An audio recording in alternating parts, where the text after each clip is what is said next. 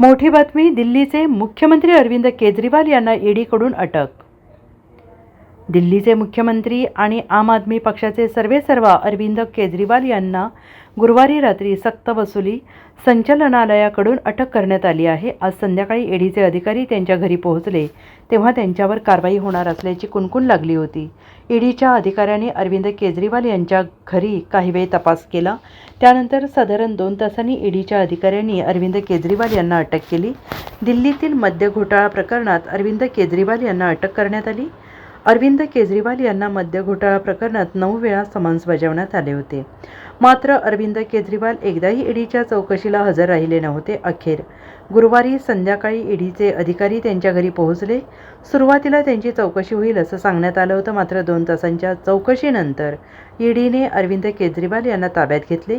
ईडीच्या या कारवाईमुळे आम आदमी पक्षाला मोठा धक्का बसला आहे। ईडीच्या कारवाईनंतर आपचे कार्यकर्ते प्रचंड आक्रमक झालेले आहेत। कोणत्याही परिस्थितीत अरविंद केजरीवाल हेच दिल्लीचे मुख्यमंत्री राहतील असे आपकडून सांगण्यात आले।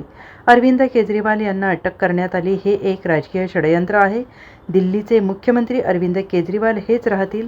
त्यांना तुरुंगात सरकार चालवावे लागले तरी हरकत नाही, मात्र मुख्यमंत्री केजरीवाल हेच राहतील। ईडीकडून अनेक धाडी टाकण्यात आल्या, मात्र 1 रुपयासुद्धा त्यांना मिळाला नाही। आज लोकसभा निवडणुकांच्या तोंडावर अटक करण्यात आली।